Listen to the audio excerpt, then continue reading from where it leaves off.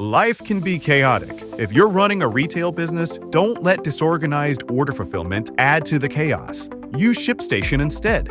With ShipStation, you never have to worry about shipping and fulfillment again. Whether you're running a business out of your garage or you have multiple warehouses, ShipStation is ideal for every phase of your business's growth. Save time with one login for all your stores and by automating repetitive tasks. Plus, you'll save money with the best shipping rates from global carriers. ShipStation's industry-leading features help you deliver a better customer experience. They'll get accurate and faster shipments along with automated tracking updates with your branding. And with up to 88% off UPS and USPS rates and up to 90% off FedEx rates, ShipStation is the fastest and most affordable way to ship. Calm the chaos. Switch to ShipStation today. Start a free trial at shipstation.com/audio. That's shipstation.com/audio. Ready for a deep dive? This time we're tackling something a bit different. We're going to be exploring Christmas. But not just, the presents and carols kind of Christmas. Yeah. We're going to be going deeper, looking at the real story behind this global celebration. Mm-hmm. And to help us do that, we've got this fascinating article here called Christmas 2024, Its Meaning, History, and Cultural Significance. Wow.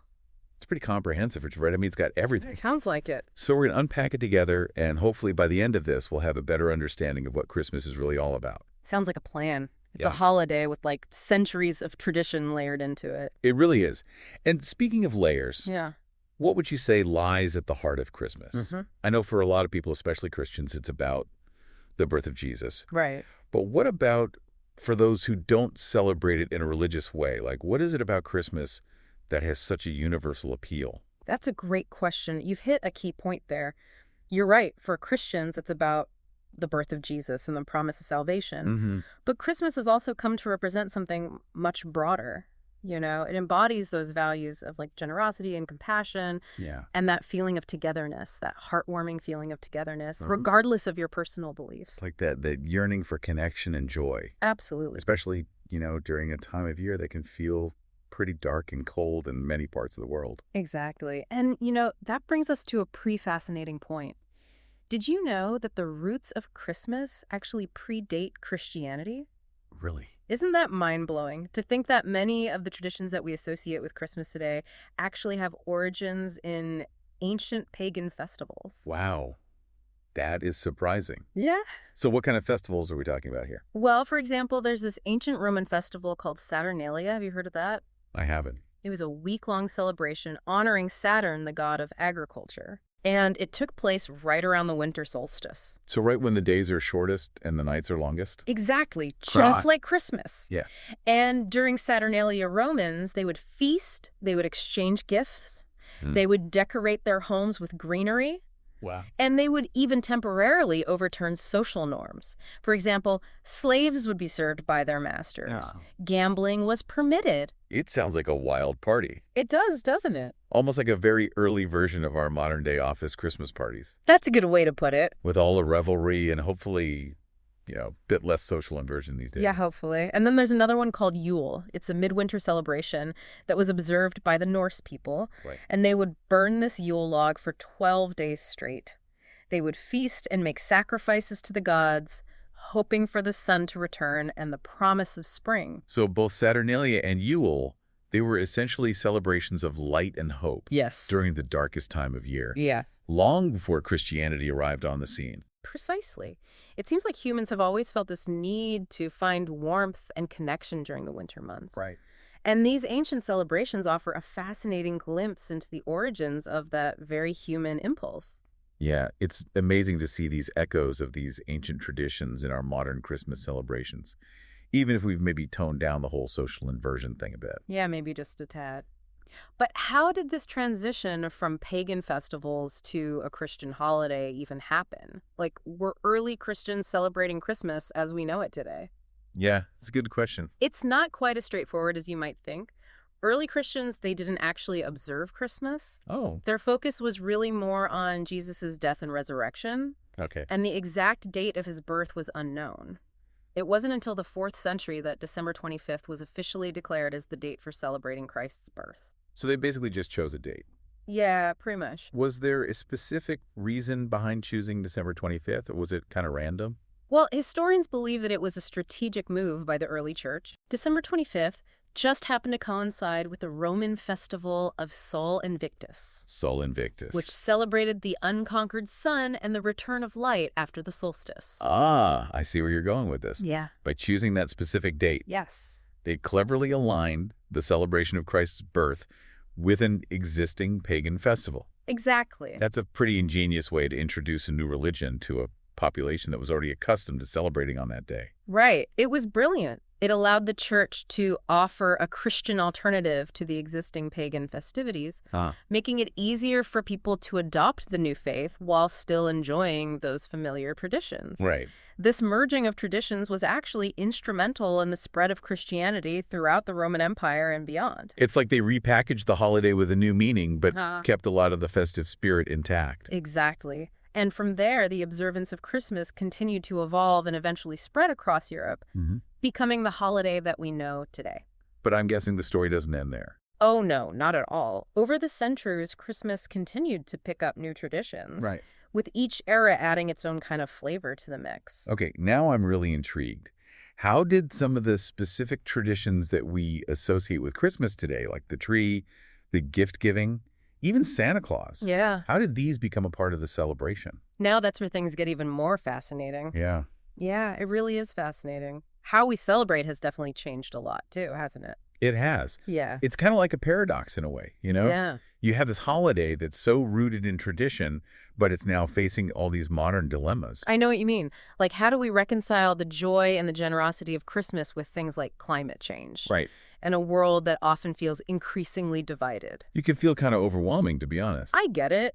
But, you know, there's this growing movement out there towards a more mindful and sustainable Christmas. It's not about, like, canceling the joy or anything like that. Right. It's more about finding ways to celebrate in a way that aligns with our values and creates a more positive impact. So when you say sustainable Christmas, I mean, what does that actually look like in practice? Right. So it's not necessarily about, you know, hemp stockings and wooden toys. Okay. Although those are definitely options. Yeah. It's more about a shift in perspective, you know? Okay. Like, for example, think about choosing eco-friendly decorations, ones that are made from recycled materials or natural elements. That makes sense. Or how about supporting local artisans and businesses instead of buying, you know, those mass-produced items that contribute to environmental damage and unfair labor practices? Yeah, that makes a lot of sense. It's about making more conscious choices that align with a more sustainable and ethical approach to celebrating, right?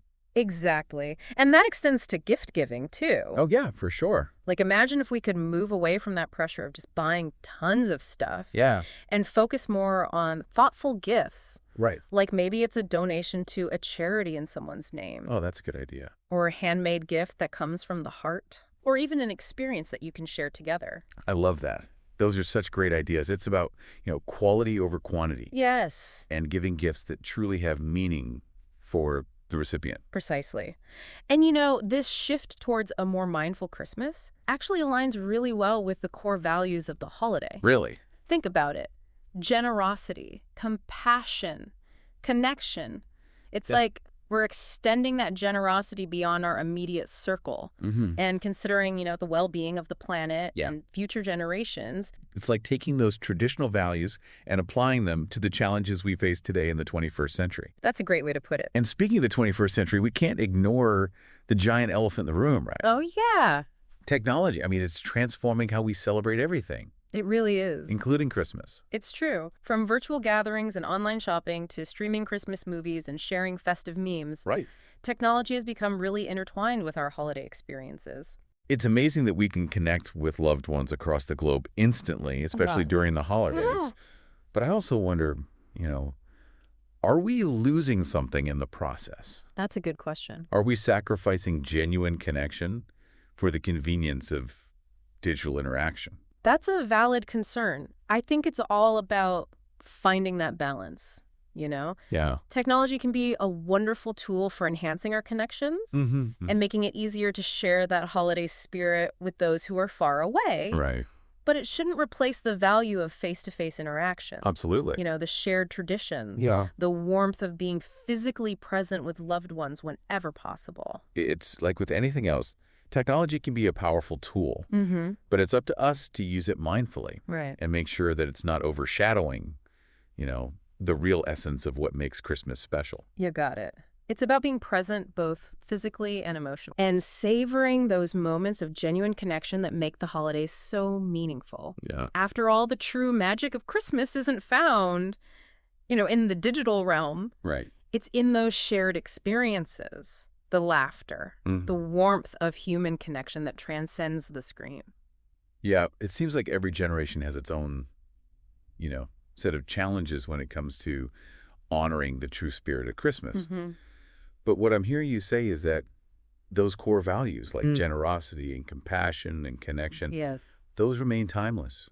It's just about finding ways to express them in a way that reflects the world we live in today. You said it perfectly. Christmas is kind of like a mirror, Okay. reflecting back to us who we are and what we prioritize as a society. It's a holiday that's always evolving, adapting to the times. And yet at its core, it still speaks to that universal longing for connection, for joy, especially during that darkest time of the year.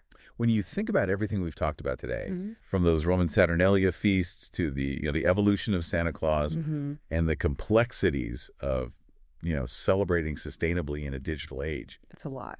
it's mind-boggling to see how much Christmas has evolved over the centuries. It really is. It's a testament to the holiday's enduring appeal, don't you think? For sure. It's like a tapestry that's woven from threads of history and folklore Yeah.